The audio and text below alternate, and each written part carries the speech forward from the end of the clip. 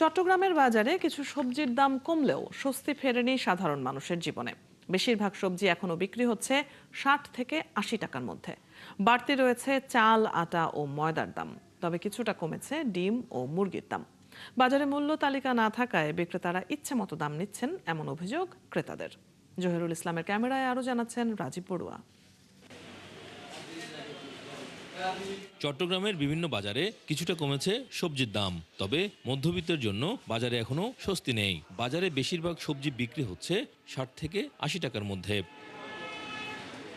Tomato বিক্রি হচ্ছে প্রতি কেজি ১৬০ থেকে ১৮০ টাকায়। ঝিঙ্গা, করলা ও কাঁকরোলের দাম ৮০ টাকা। পটল, ঢেঁড়স ও বরবটি বিক্রি হচ্ছে ৬০ টাকায়।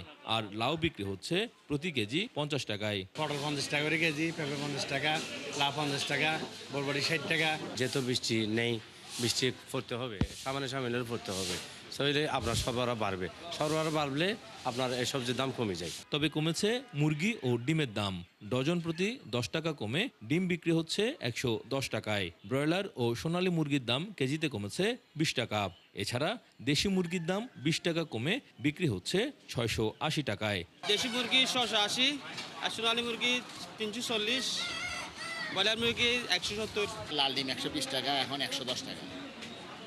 সাধারণ ছিল ১১০ টাকা, এখন ১০০ টাকা। এদিকে সমুদ্রে মাছ ধরা শুরু হলেও এখনো কমেনি সামুদ্রিক মাছের দাম। রুই ও কাতলা মাছ বিক্রি হচ্ছে ৪০০ থেকে ৪৫০ টাকায়। বড় আকারের মাছের ক্ষেত্রে দাম আরও বেশি। মাংসের বাজারেও তেমন পরিবর্তন নেই। গরুর মাংস, হাড়সহ বিক্রি হচ্ছে প্রতি কেজি ৮৫০ টাকায়, আর রানের মাংস ৯৫০ টাকা। রুই মাছ হচ্ছে আপনার ৪৫০ থেকে ৫০০ টাকা এরকম বিক্রি হয়, এটা দেশি মাছ।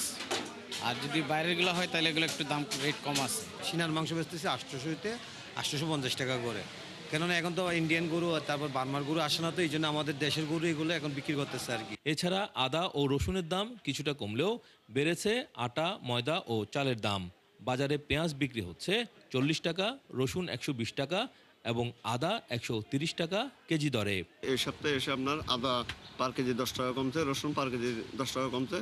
পেঁয়াজ গত সপ্তাহের মতো আছে ৩০ থেকে ৩৫ টাকা, ৪০ টাকার মধ্যে ভালো মানেরগুলো। যেগুলো ছিল আপনার ২১২০, ওগুলো এখন ২০০০ টাকার মতো চলতেছে ২৫ কেজির দাম।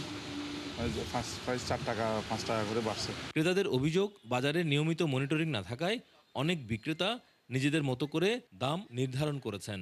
মূল্য তালিকা বা কিছুটাই তো দেখতেছি না বাজারে। আমরা উপরের দিকেও যাইতে পারছি না, নিচের দিকেও যাইতে পারছি না, এখন চাপে আছি আমরা। কিছু পণ্যের দাম কমলেও বাজারে এখনো পুরোপুরি স্বস্তি নেই। কার্যকর বাজার মনিটরিং আর মূল্য নিয়ন্ত্রণের দাবি ক্রেতাদের। রাজীব বড়ুয়া, ৭১, চট্টগ্রাম।